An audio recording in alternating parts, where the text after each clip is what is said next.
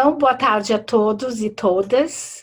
Em nome de toda a diretoria, é um prazer estar aqui novamente com vocês e uma honra ter os presidentes das associações portuguesa e espanhola de integração sensorial, a fim de comemorarmos o centenário da doutora Ana Dinhers e apresentarmos o trabalho do ICEASE, o Conselho para a Educação e Integração Sensorial.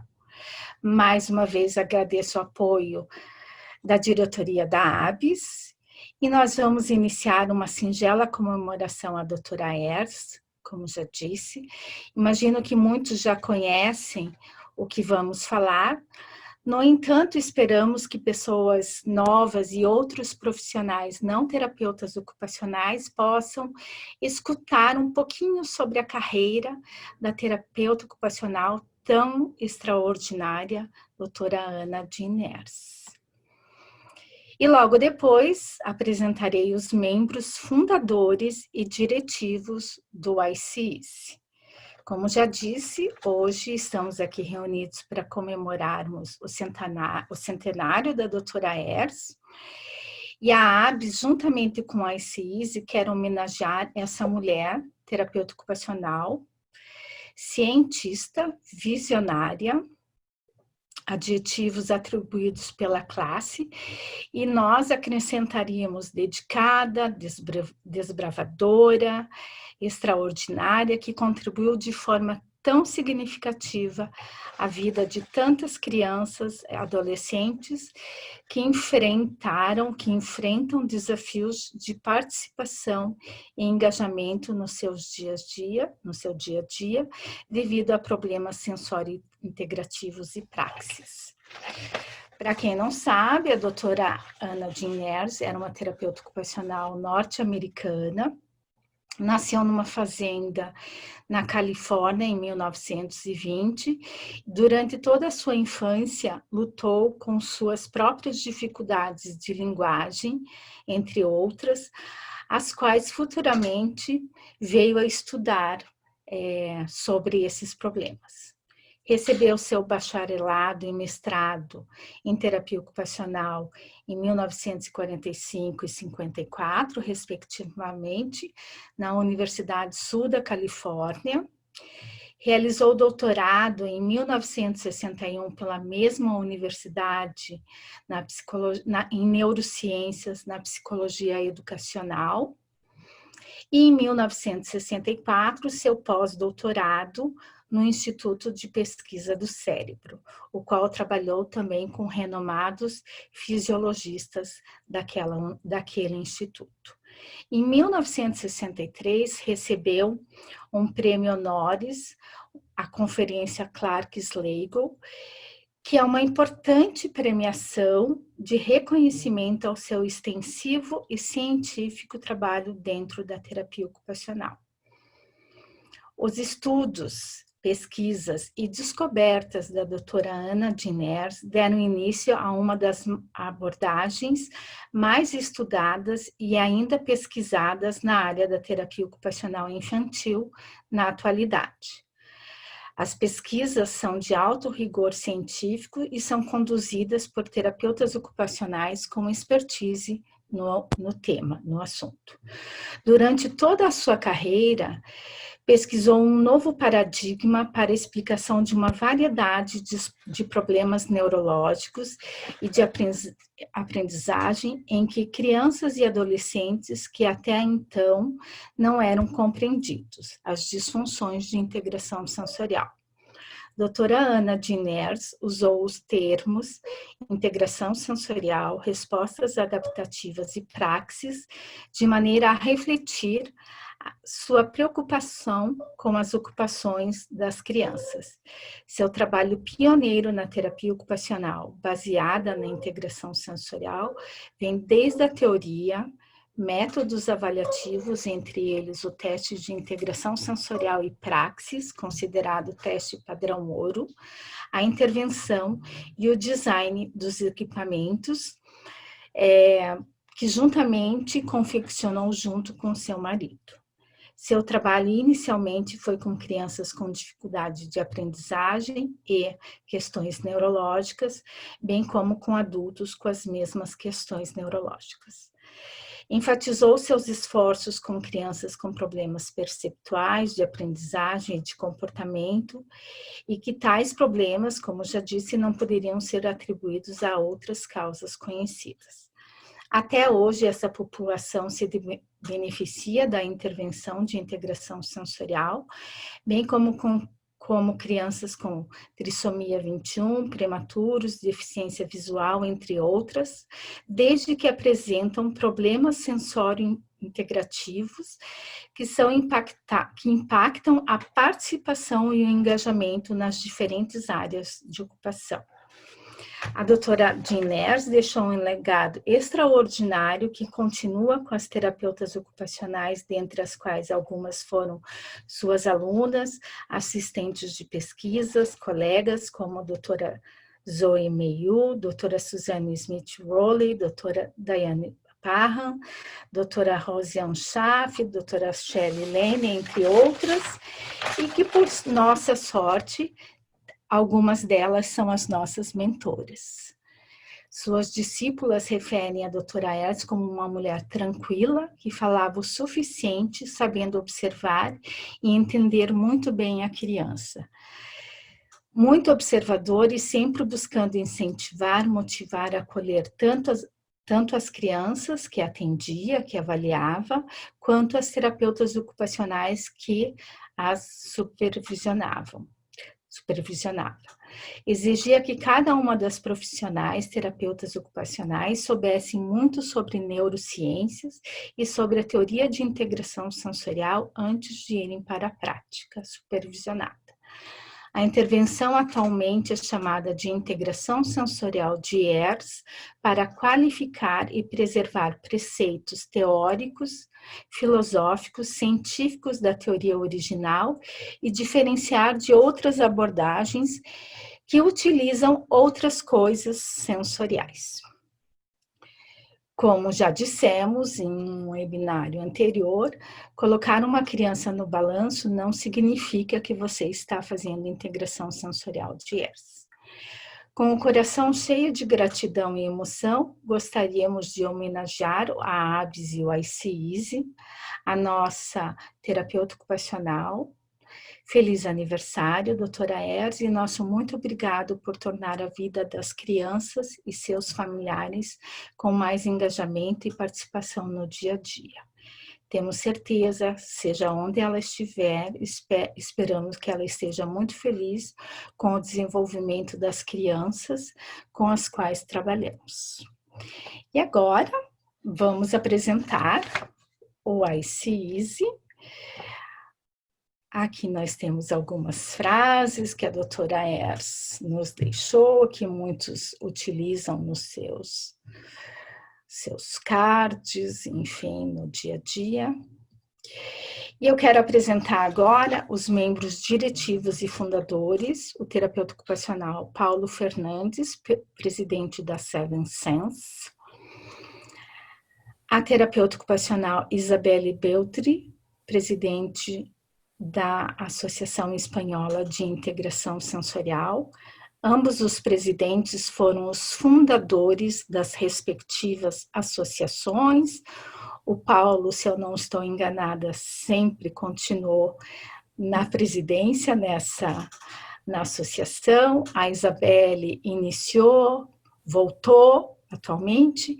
E eu, Cláudia Maire, que estou presidente da Associação Brasileira de Integração Sensorial e também fundadora desta associação.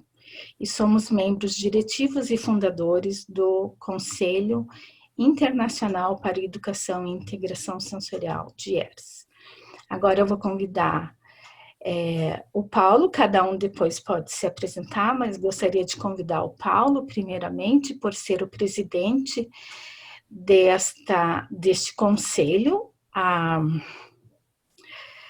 Isabelle, que é a nossa vice-presidente, eu, que estou como secretária do comitê executivo, e temos também o Sultão e o Thorsten, que também fazem parte desse comitê. Gostaria agora, então, de passar a palavra para o Paulo para nos explicar como que nasceu, qual é a ideia, qual é a função deste Conselho Internacional. Olá, boa tarde a todos. Vou tentar falar pausadamente, porque aqui em Portugal nós costumamos falar muito rápido e depois pode se tornar um pouco difícil para os colegas que estão-nos a ouvir. Em primeiro lugar, queria dar os parabéns à ABIS e ao diretivo da ABIS por esta iniciativa. Nunca é demais nós podermos celebrar a doutora Ginés, celebramos o seu 100º aniversário, e que também a Cláudia apresentou esta terapeuta ocupacional que realmente é um marco na nossa profissão. Respondendo à pergunta da Cláudia, a ICESI, o Conselho Internacional, foi fundado há 2 anos na África do Sul, mas é um trabalho que já tem vindo a ser realizado há muitos anos. A ideia, o embrião, nasceu nas reuniões que tínhamos nos Estados Unidos e que eram promovidas pela nossa querida amiga Suzanne Smith-Rowley. Anualmente existia uma reunião nos Estados Unidos que se chamava-se R2K, que era uma reunião científica onde a organização trazia convidados não terapeutas ocupacionais a falar e a pensar sobre a integração sensorial. Deixa-me abrir aqui um pequeno parênteses. É uma reunião que acabou, infelizmente, mas que continua a fazer imensa falta, porque era uma reunião que levava a integração sensorial para fora da terapia ocupacional. Pois bem, nessas reuniões havia um dia que era dedicado ao dia em que todos os membros internacionais que estavam a oferecer os cursos US-IWPS, que eram na altura os cursos mais conceituados de integração sensorial, não só estavam presentes os professores que lecionavam na altura os vários módulos, como, com uma visão estratégica, a Suzanne Smith-Rowley convidava todas as pessoas internacionais que estavam na altura a oferecer ou que tinham a intenção de oferecer o curso. E nesta reunião o número de pessoas ia aumentando, mas havia aqui alguns pontos em comuns de todos aqueles não americanos. Foi aí que eu tive o prazer também de conhecer a Isabel, entre outros colegas, quase todos os colegas que agora integram o ICESI, nomeadamente os colegas sul-africanos, as colegas finlandesas, as colegas grega, a colega da Áustria, todos, os ingleses também. E então nessa reunião começamos a perceber entre nós que tínhamos problemas em comum. E foi nesse sentido que percebemos que realmente se calhar fazia sentido criarmos aqui uma plataforma.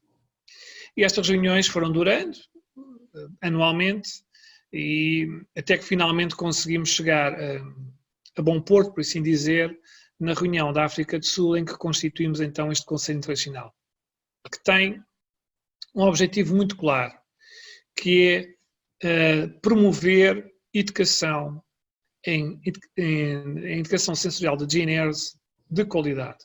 Promover, ou seja, e como nós dizemos muito bem, às vezes em brincadeira, falando a sério, esta Federação Internacional, portanto, que pode ter 2 tipos de membros, os membros de pleno direito, que são as associações nacionais, e pode ter os membros individuais, que são pessoas individuais, distinguem-se na área de integração sensorial dos seus países, em que ainda não têm, por dizer, uma associação que as represente.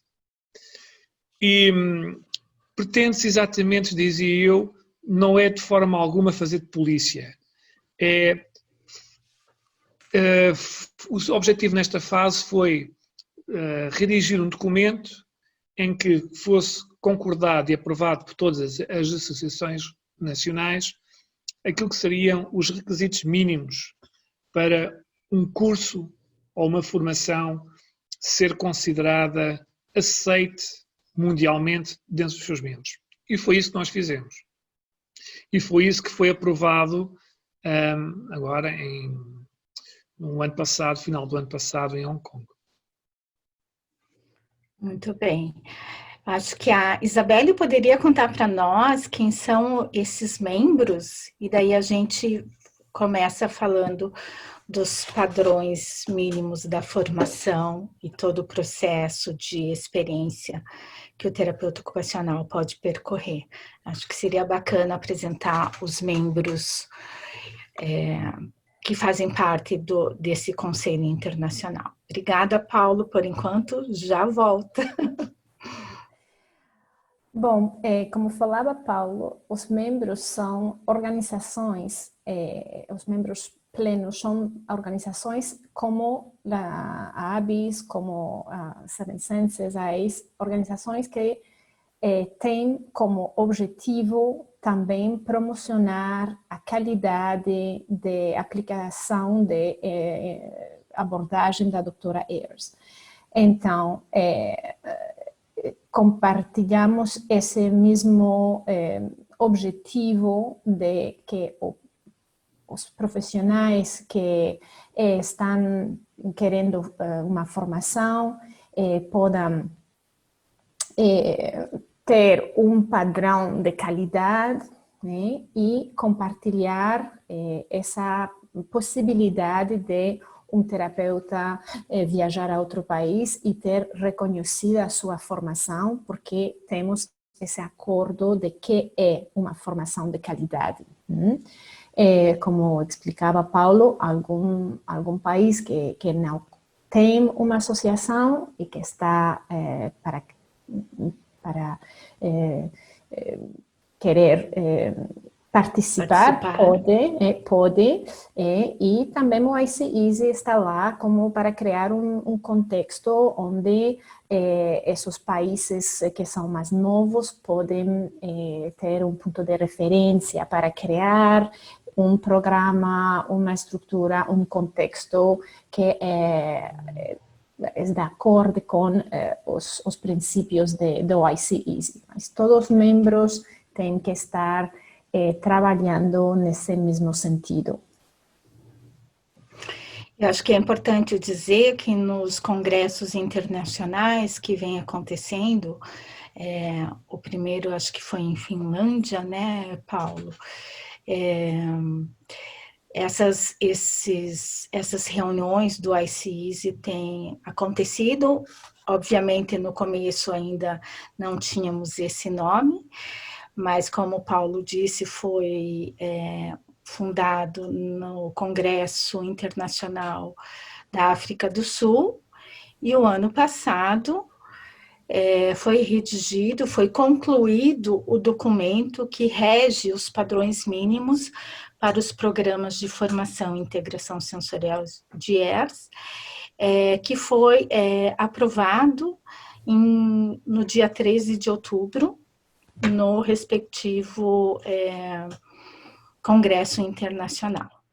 E acho que agora a gente poderia apresentar um pouquinho, falar um pouco desse documento, falar desses padrões mínimos, para que a gente possa dialogar sobre essa formação, esses padrões que regem a formação do terapeuta ocupacional em integração sensorial de ERS. Não sei quem gostaria de começar, se é o Paulo, se é a Isabelle. A gente pode fazer aí uma apresentação intercalada, como quiserem. Fiquem à vontade. Força, Isabel.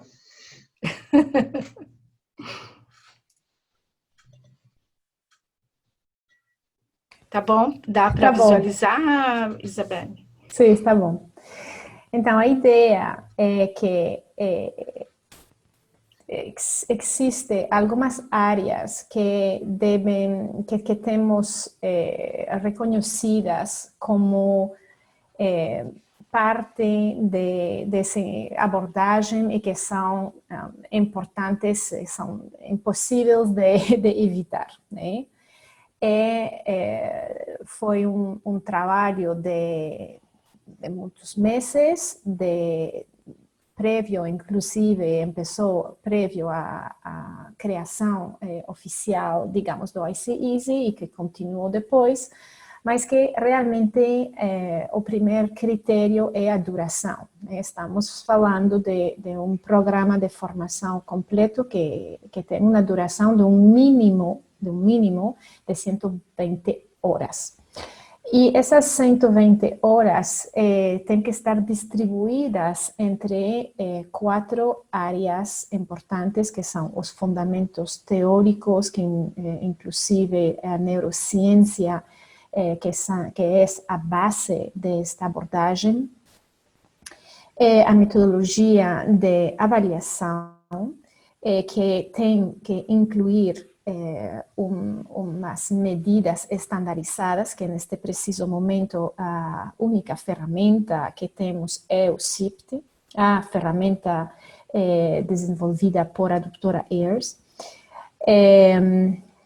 Depois também parte desse programa um conteúdo que é uma parte bem importante, que é a interpretação desses dados do processo de avaliação para poder preparar a intervenção, que é a última grande área.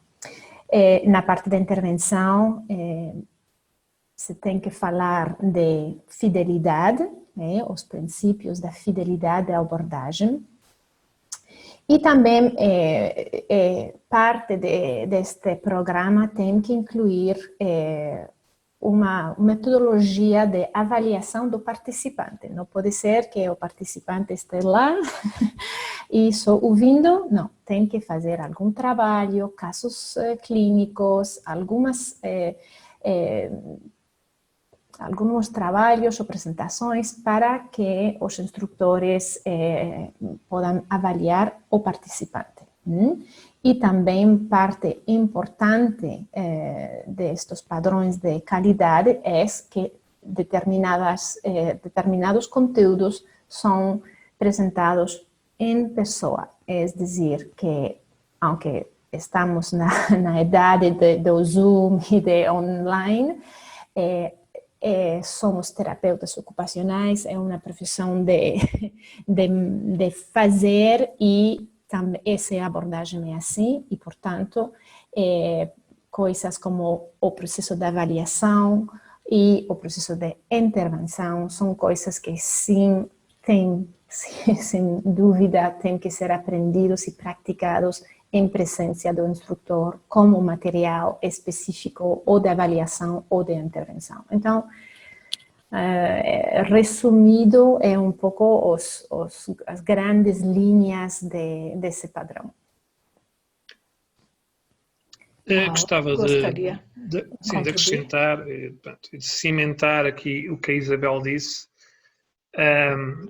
a importância da presença no sítio, ou seja, on-site. Ainda a semana passada, em contexto de Covid, a nossa querida amiga Isabel fez o favor de vir a Portugal e nós estivemos a fazer a avaliação no local. Lógico que foram tidas em consideração todas as questões de segurança, andamos todos de máscara e andamos constantemente a desinfetar-nos as mãos, mas a verdade é que sem fazer uma prática no local e sem mexer nas peças do CIPT, torna-se muito difícil a aprendizagem. E eu falei com os colegas e a percepção que eu tive é que realmente, por muito boa que seja os slides e por muito bom que sejam as aulas online, é sempre necessário e é sempre bom para a solidificação dos conhecimentos praticar.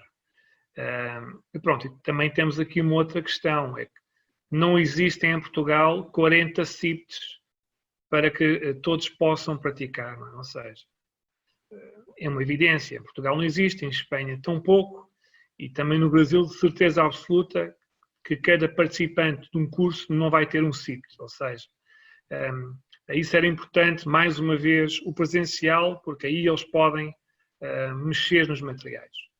Também só para acrescentar que faz todo o sentido que a questão do raciocínio clínico também tem que ser prático e também tem que ser feito localmente. Isto é uma opinião pessoal, mas pronto, já estou aqui a extravasar os conceitos mínimos. Isto só no sentido de dizer que isto são os requisitos mínimos para ser considerado ou seja, para um curso ser aprovado, ou não é aprovado, ou seja, para dizer-se que é aceito e que vai ao encontro dos requisitos mínimos, tem que ter estes quatro módulos. Só acrescentar que, por exemplo, em Portugal, nós não temos 4, mas temos 8. Há outros países que têm muitos mais, ou seja, partimos de uma base, isto é proposta, parte de uma base mínima. Só para terem a ideia que pode ser mais aprofundado. Eu acho que é importante também colocar, aqui no Brasil, a gente tem algumas críticas em relação ao uso do CIPT, porque ele não é a questão da tradução, da questão transcultural, né? E acho que é bem importante trazermos alguns pontos que a doutora Zoe traz nas formações, que quando o CIPT foi desenvolvido, como disse a Isabelle, pela doutora Ers, ela teve a intenção, ela desenvolveu, ela aplicou esse teste com aproximadamente 2.000 crianças em todos os Estados Unidos, e a gente sabe que a amostra foi extremamente variável, até porque os Estados Unidos, com vários locais, tem aí uma diversidade de também questão cultural. E também é importante dizer que os testes foram desenhados, né, desenhados, as funções foram testadas livres de cultura, né, livre de experiência anterior e até mesmo de linguagem, até porque ele tem cada um dos testes tem os ensaios, né? E também o CIPT ele foi testado em outros países e tiveram os mesmos resultados em termos de comparar, será que é diferente naquele país com aquela população brasileira, por exemplo. Então, ele foi testado na Áustria, na África do Sul, e o que a gente vem percebendo que nos cursos de formação, os casos clínicos que são apresentados no módulo de intervenção, eles são os padrões e, enfim, toda a questão dos casos são muito parecidos com a população, com o que acontece nos Estados Unidos.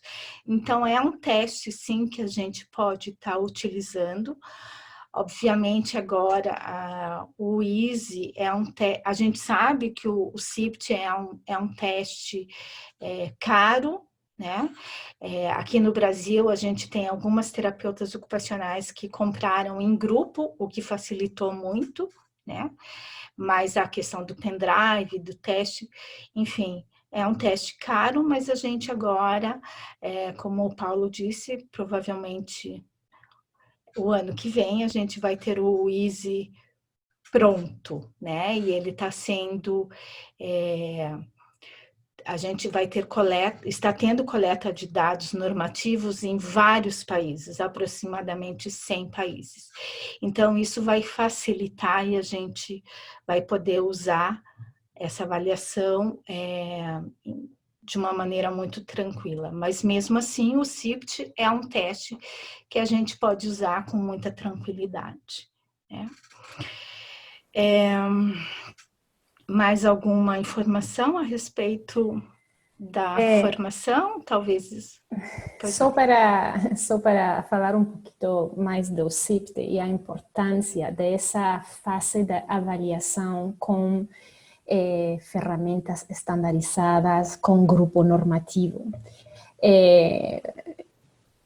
Hoje estou aqui em Espanha, em Alicante, com um curso de avaliação com o CIPTE e fizemos um pequeno exercício de 3 crianças com motivo de consulta iguais, todos.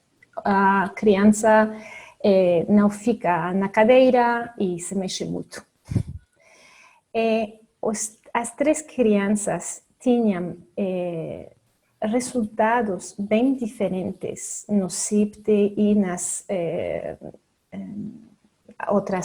outros questionários e avaliação que usamos. Então, para realmente que fique bem claro que quando a gente olha uma criança e diz, com só olhar, decidir que intervenção, que estratégia, que fazer para que essa criança esteja melhor, eu não sei fazer isso depois de muitos anos de trabalhar neste campo. Eu preciso desses dados de avaliação estandarizados para poder perceber com claridade os problemas da criança. E isso é uma das coisas que eu sempre he falado com terapeutas. Temos que fazer essa avaliação precisa. E quando os pais ou as famílias perguntam, eu sempre recomendo uma avaliação profundizada. É impossível decidir o que acontece com uma criança sem uma boa avaliação. Sim, é importante o uso da avaliação. A gente não pode só se basear em questionários sensoriais. A gente tem que juntar o máximo de dados avaliativos até para tomar decisão, né, baseada nesses dados e usar o raciocínio clínico o tempo todo para que a gente possa implementar uma intervenção que venha responder, que venha ser adequada para a demanda de cada criança que atendemos. Deixa-me só acrescentar uma coisa. A questão do preço. É lógico que numa fase inicial é necessário um investimento na compra do próprio kit em si e a avaliação que o terapeuta faz à criança, claro, os tais 30 euros aqui na Europa, será qualquer coisa como os vossos 180 reais, acho que é qualquer coisa como isso.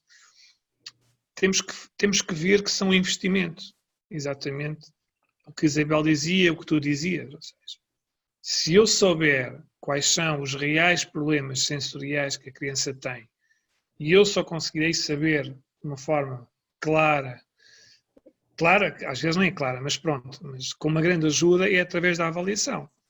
E se eu tenho uma avaliação feita, eu vou diretamente ao problema e faço a minha intervenção baseada nesse problema. Se numa fase inicial pode custar caro a avaliação, sairá barata ao longo da intervenção, uma vez que estou a ir ao encontro das necessidades da criança. Não é? Isto é, penso que seria... Os terapeutas têm alguma dificuldade, e nós aqui em Portugal, colegas nossos, perguntam exatamente isso. E acredito que em Espanha seja igual e no Brasil igual. Que é o problema de que, como a avaliação é cara, nós temos que cobrar a avaliação aos pais. Mas compete a nós, terapeutas ocupacionais, explicar realmente que é um investimento que os pais estão a fazer. Como dizia a nossa querida, e diz a nossa querida Zoe Mello, se não sabe o que é, na dúvida avalie. E só para nós podermos intervir, temos que fazer um raciocínio clínico do que está a passar com aquela criança. E só podemos fazer um raciocínio se tivermos dados. E os dados são através de 1001 formas de avaliação, mas uma delas é através do único instrumento que nós temos. E penso que isto que nós temos que incutir aos nossos colegas novos, que estão a iniciar a prática clínica com este modelo de intervenção, explicar que isto tem que ser passado aos pais, que é um investimento que os pais têm que ter. Sim, excelente colocação, uma reflexão muito importante, né?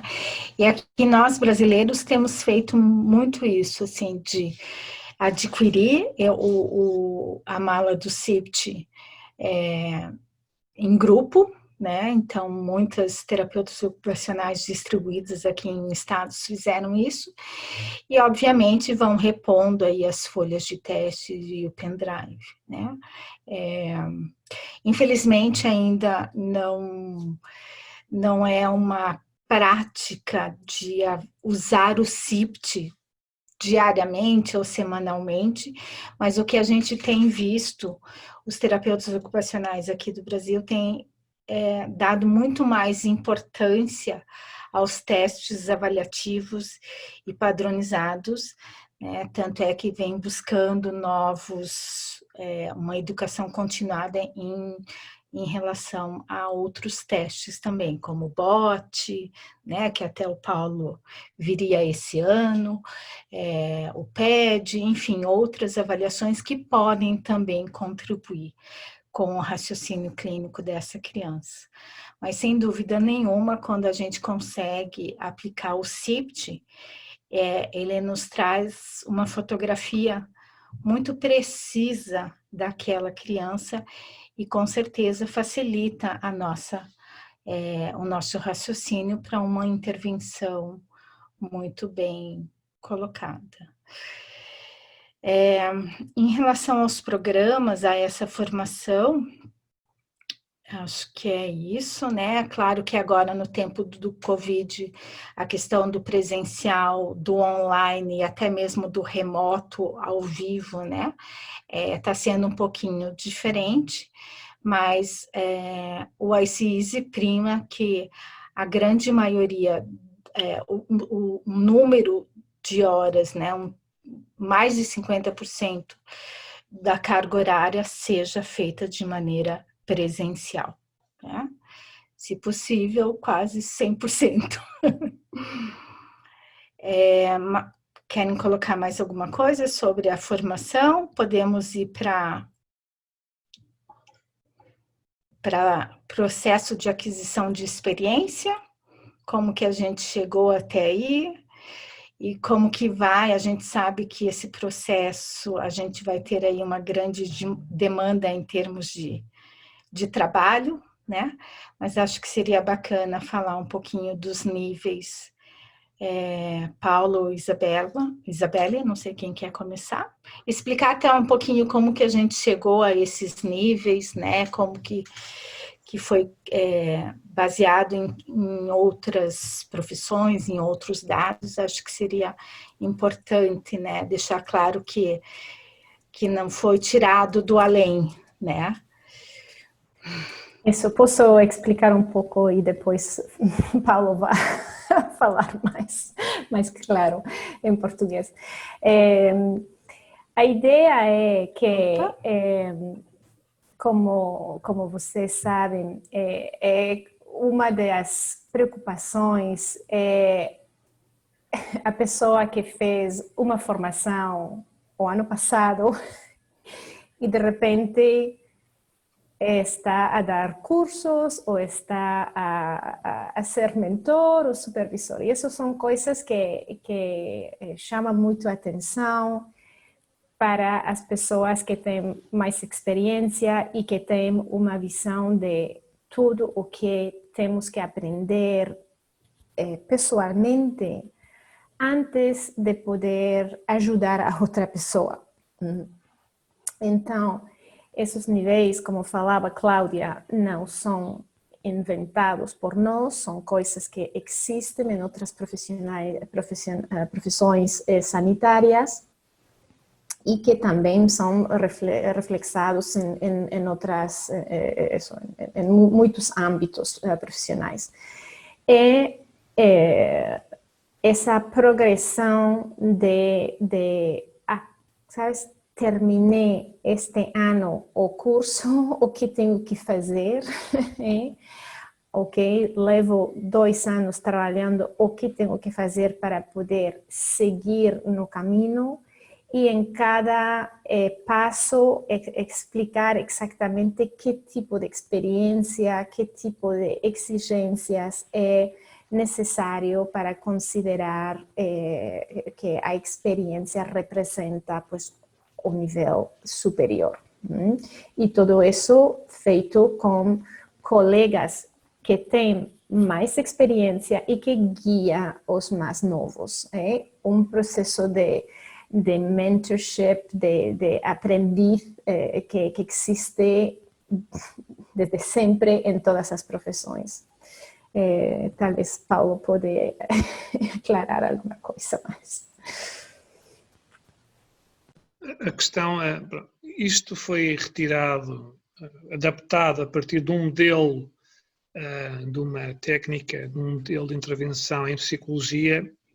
Depois nós adaptamos proposta relativamente ao número de pacientes e ao número de horas, mas quase foi falado com o Comitê Internacional deste modelo de intervenção da psicologia, no sentido de tentar perceber como é que eles chegaram aqui. O que dizia a Isabel, ou seja, ninguém é obrigado a fazer este caminho. O que se pretende é uma pessoa, um colega, terapeuta ocupacional, nesta fase, quando acaba a sua formação básica, começa a perguntar assim, e agora, o que é que eu faço? O que é que eu sou? Pronto, e temos que perceber que ele está na base, ele tem 120 horas de prática. E muitas das vezes, pelo menos aqui em Portugal isso acontece, muitas das vezes vai sozinho, pela primeira vez, abrir um espaço e sabe-se lá em que condições, não é? Condições, digo eu, de equipamentos e de materiais. E também de instrumentos de avaliação. E o que está em causa aqui, o que se pretende é que haja um mínimo de qualidade do processo interventivo junto da criança e das suas famílias. Mais uma vez, não é nada de policiamento, não é para pôr ninguém de fora, mas é para que as pessoas saibam minimamente as regras do jogo. Para ser reconhecido internacionalmente, de acordo com esta federação, digamos assim, mundial, deveria de fazer este caminho. Iniciar, nos primeiros anos, devia ter o número mínimo de orientações, ou seja, mentorship, supervisão, e aí sim, depois de fazer o número mínimo de horas de intervenção, o número mínimo de horas de supervisão e ter o número mínimo de pacientes, aquilo que nós chamamos em inglês um caseload, aí depois esse mentor diria assim, deixa de ser novato e passa a ser praticante. Esta pessoa poderá praticar sozinho, sem supervisão. E este praticante depois continuaria a ter supervisão e depois também de fazer os tais X pacientes adicionais, mais as horas, poderia ser ao fim de 5 anos, por exemplo, passar a ser mentor, ou seja, eu podia ser supervisor. E este supervisor, mentor, continuaria a ser supervisionado por um que está em cima, que seria o instrutor. E ao fim de 10 anos, 8 a 10 anos de experiência, esta pessoa, depois de ter visto centenas de casos e tido centenas de horas de supervisão, e sim passaria a ser considerado instrutor.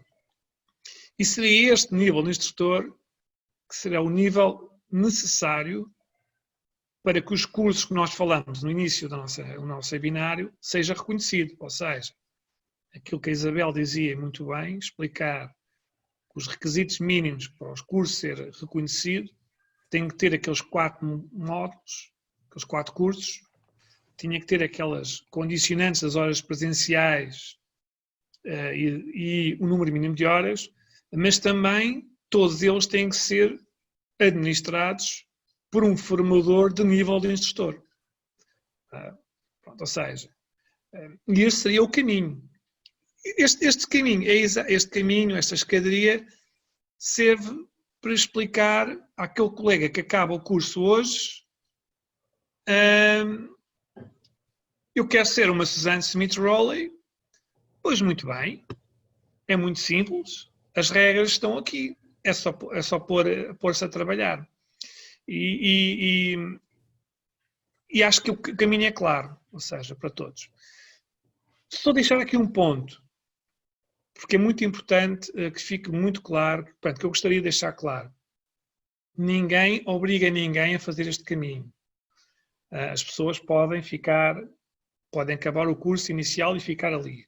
Agora, o que nós fazemos em Portugal, ou iremos fazer em Portugal, vai ser uma lista de cada uma listagem de cada uma destas escadas, e as pessoas, quando perguntarem-nos, nós vamos ter que dizer em cada nível em que eles estão.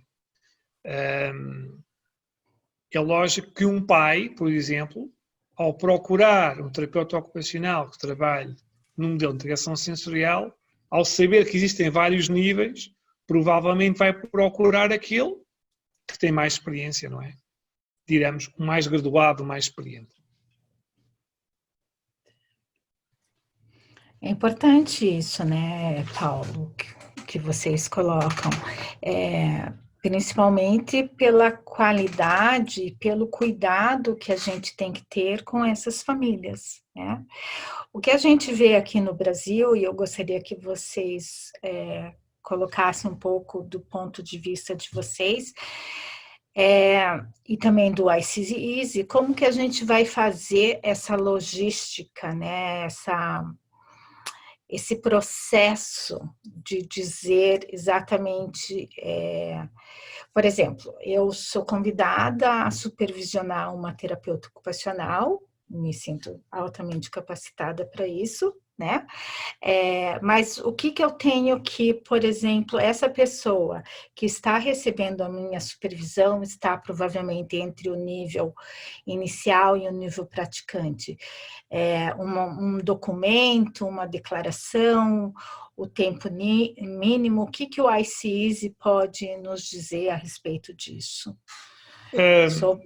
Eu e a Isabel, portanto, ficamos na altura a trabalhar neste documento. Nós já temos uns documentos que são umas fichas que se auto-preenchem, que realmente vai facilitar o processo todo. Eu diria que para quem acaba ou para quem está na base é bastante fácil. Basta preencher, os documentos dizem exatamente o nome do supervisor, quantas horas é que teve, a pessoa vai ter que pôr a data de nascimento e as siglas de cada um dos casos. É um formulário que foi adaptado, mais uma vez, do modelo da psicologia e é bastante fácil. Agora, como todos os processos, o grande desafio é que nós estamos a tentar criar um sistema quando as coisas já estão em movimento, não é? Aqui a pergunta é saber em que nível está a Isabel, em que nível está o Paulo, em que nível está a Cláudia, ou em que nível está a Daniela, ou em que nível está a Paula. Pronto, estou a falar dos 5 que estamos aqui no Zoom. Aqui é que vai ser a questão, não é? Que é quem já está no terreno, onde é que se adapta.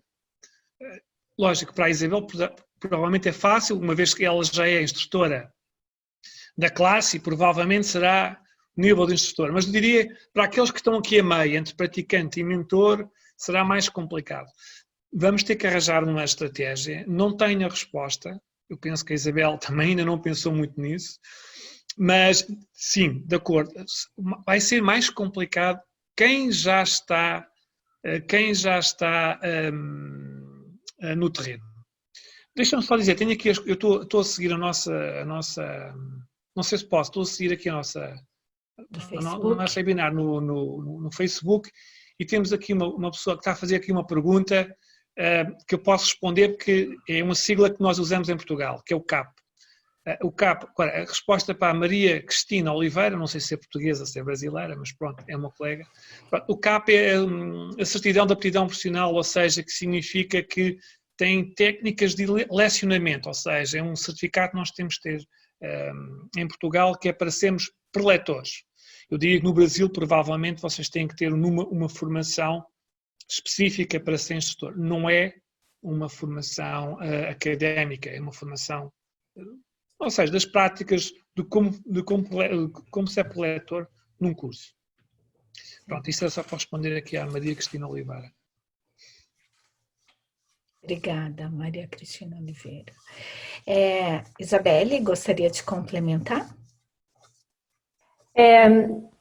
Esse processo, evidentemente, de supervisar a gente mais nova, e que os mais novos estão à procura de um supervisor, neste preciso momento, como fala Paulo, temos um bom plano, mas a infraestrutura ainda está por determinar os detalhes, sim?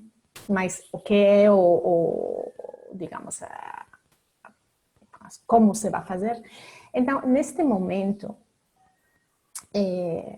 eu me aconselho olhamos isto, e sem que seja ainda um processo tudo detalhado e que entender onde posso mais ou menos ficar e que se procuro a ajuda de um colega, que seja um colega de experiência de verdade, que seja um colega que, como fala nas últimas dos passos, são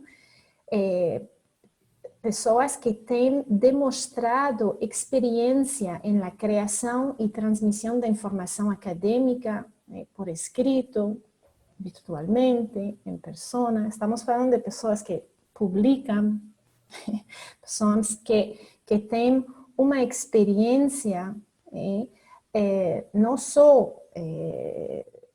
em seu pequeno círculo, mas uma experiência que está demonstrada. Então, em Espanha, com a AEIS, a recomendação que fazemos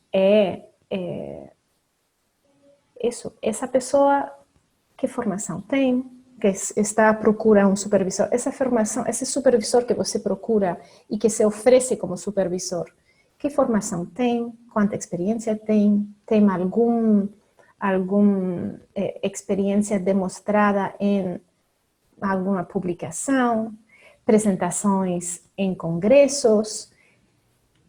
Temos que escolher bem, né? A SEISI vai a facilitar esse processo e como falava Paulo, não é fácil neste momento decidir como vai ser exatamente colocar a gente que está no terreno neste momento. Mas para os mais novos que procuram ajuda, como se fora qualquer outra coisa. Olha o currículo dessa pessoa, olha que experiência tem no mundo acadêmico da integração sensorial. Não sei, Paulo, se quer añadir alguma coisa. Não, é isso, nesta fase é isso. Deixa-me só responder aqui à Priscila Simões. A Priscila pergunta, como comprovar as horas práticas e o número de crianças atendidas?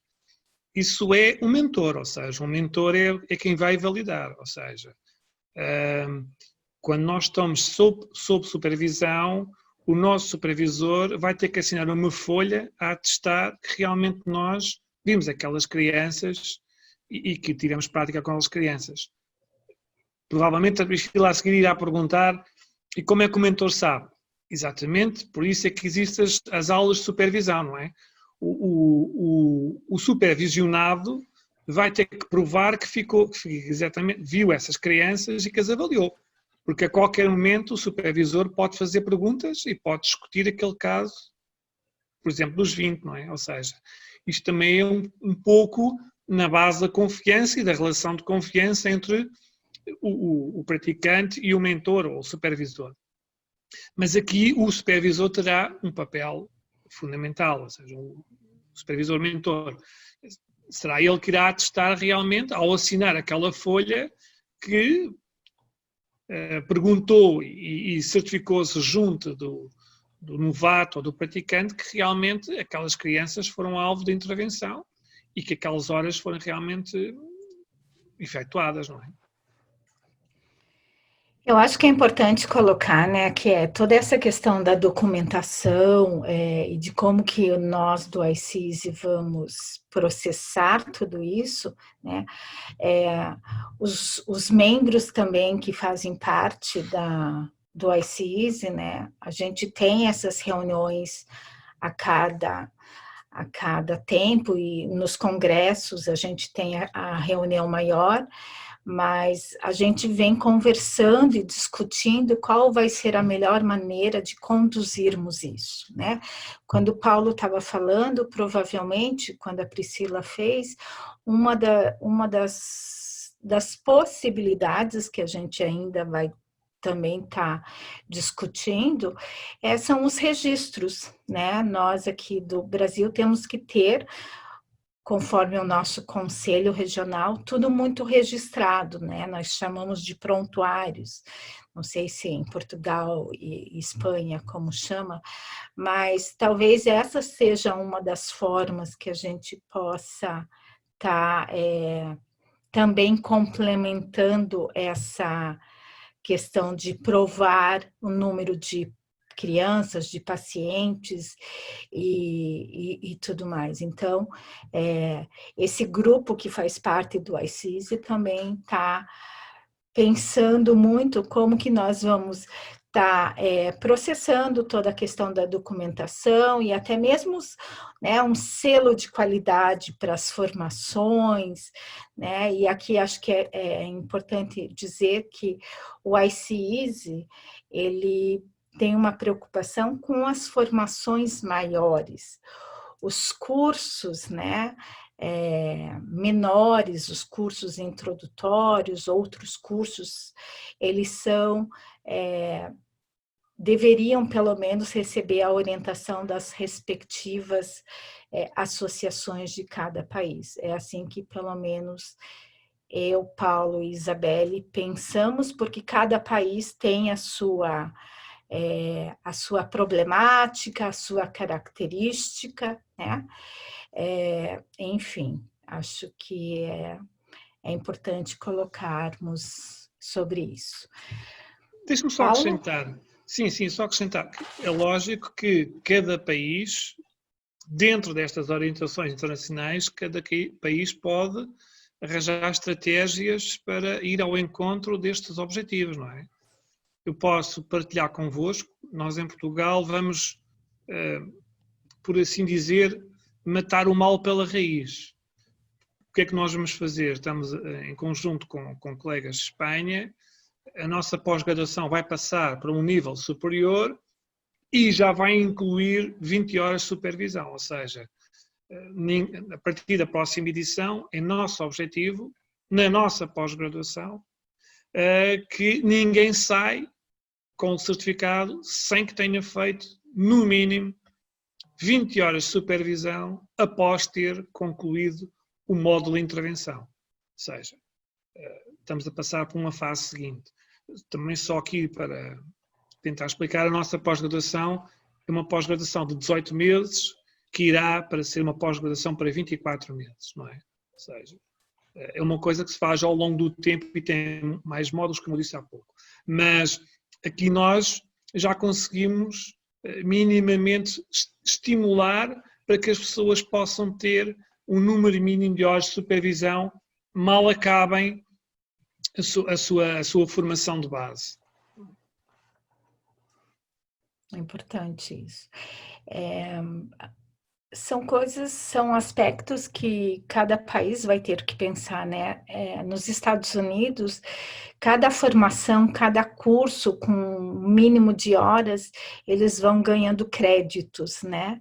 Talvez a gente possa pensar nos seus respectivos países como que a gente vai poder fazer isso, em colaboração, por exemplo, com a Associação Brasileira de Terapia Ocupacional, a ABRATO, junto com a ABS, enfim. cada país aí vai elaborar a melhor forma, né? Bem, estamos chegando ao final, são 4 horas da tarde aqui no Brasil, Isabelle, 9 horas da noite, é isso? Paulo, 8 horas da noite, é isso? Nesse momento, eu queria pedir para vocês fazerem as suas colocações finais. Quero dizer que esse webinar é de 1 hora por conta até dos colegas, dos nossos amigos, né? Na verdade, grandes amigos, estarem com o horário aí já noite e trabalhar no dia todo.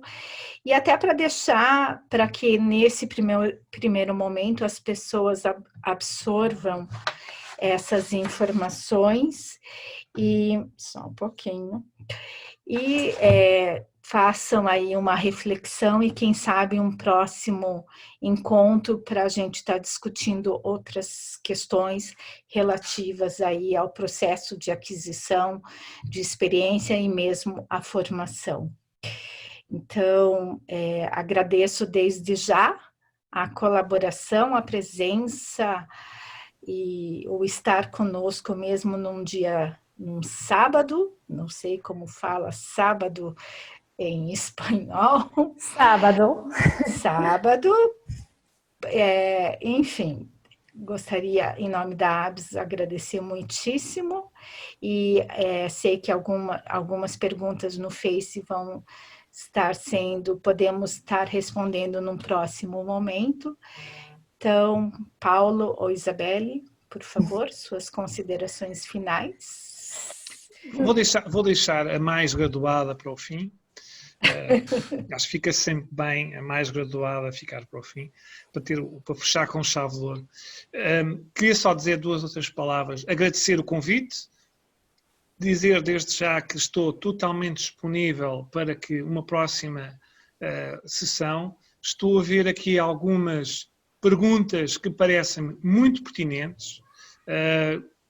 Vejo que algumas se aplicam ao Brasil, mas outras se aplicam ao mundo em geral. Vejo aqui uma Deva Neide Silva a fazer uma pergunta que é bastante pertinente.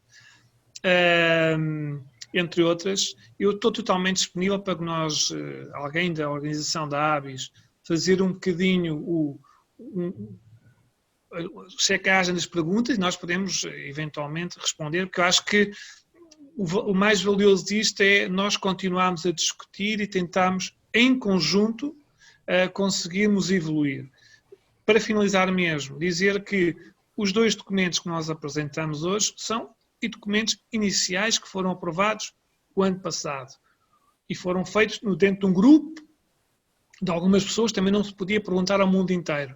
E que tentaremos que seja aplicado o máximo possível. E é lógico, como qualquer documento, será alvo de análise e terá um dia mais tarde ser alvo de modificação para o encontro das várias vicissitudes ou das várias diferenças de cada um do país. E eu acho que estes webinars abertos a toda a gente, em que os nossos colegas que realmente estão no terreno possam ter algumas dúvidas que nós realmente não estamos a ver, e acho que se fizermos uma próxima reunião tentar responder às dúvidas do terreno, acho que seria benéfico para todos nós. E pronto, e agradecer mais uma vez o convite da Cláudia. É sempre um prazer estar com a Isabel, estivemos há 3 ou 4 dias atrás. E pronto, até um dia destes. Sim, agradecer também o convite. Tudo o que fala Paulo, concordo completamente. E que todos lembram que o ICEASY o propósito do ICEASY é cuidar a qualidade do que fazemos como terapeutas e que não é uma poesia, não é para isso, é para ajudar a profissão a crescer e ter uma qualidade cada vez melhor. Então, também totalmente disponível para seguir esta conversa com vocês e com os participantes do Facebook, etc. Então, muito obrigada, Cláudia e Abis, para tudo. Nós que agradecemos, né? Ficamos bastante felizes e honrados, principalmente por fazer parte do membro, como membro fundador e membro diretivo. Eu acho que é um passo enorme para os terapeutas ocupacionais aqui do Brasil, ter o ICEASY como uma linha de pensamento, de raciocínio, para que a gente possa, obviamente, cada país com suas especificidades, mas que cada país possa seguir essa linha de raciocínio, pensando sempre na valorização e também na questão de zelar a prática do terapeuta ocupacional que utiliza a integração sensorial de ERS. Acho que nosso maior intuito é que as crianças, as famílias tenham um tratamento de qualidade, e tenho certeza que esse era o maior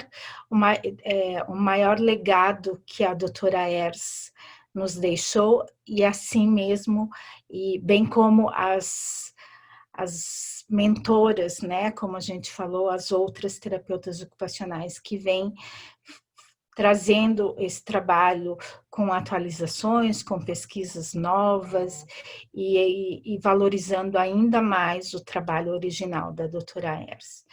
Então, gratidão por todos estarem aqui. Muito obrigada, Isabelle e Paulo, meus queridos amigos. É um prazer sempre tê-los e discutir aí sobre isso, além de outras coisas, né, da terapia ocupacional.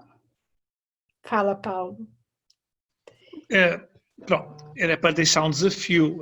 Os colegas brasileiros já devem saber, eu penso que a ABIS vai ter a honra de inaugurar o Congresso Mundial a seguir ao Congresso de Los Angeles, o que significa que o povo brasileiro tem a grande responsabilidade de tentar ultrapassar os 1000 participantes que irão estar nos Estados Unidos. Eu acho que vamos conseguir em conjunto, ou seja, a ABIS está a trabalhar afincadamente nesse sentido. Só dizer que o Congresso Mundial é muito importante, não só para a terapia ocupacional, como para as crianças e para as famílias, como tão bem a Cláudia dizia, porque é um momento em que os outros profissionais de saúde e os pais têm acesso à última investigação que é feita na área. Okay? Por isso é muito importante que todos apoiem, isto é um apelo meu, enquanto presidente do ICESI, que todos apoiem a ABIS na organização do Congresso para que seja um sucesso. Nós que agradecemos, em nome da ABIS, queridas colegas da ABIS, também agradeço muito o apoio, e até uma próxima. Obrigada a todos que estão aqui nos acompanhando pelo Facebook. Fiquem bem, que todos nos cuidemos, né, em tempos tão difíceis. Um beijo para todos. Até mais. Obrigada.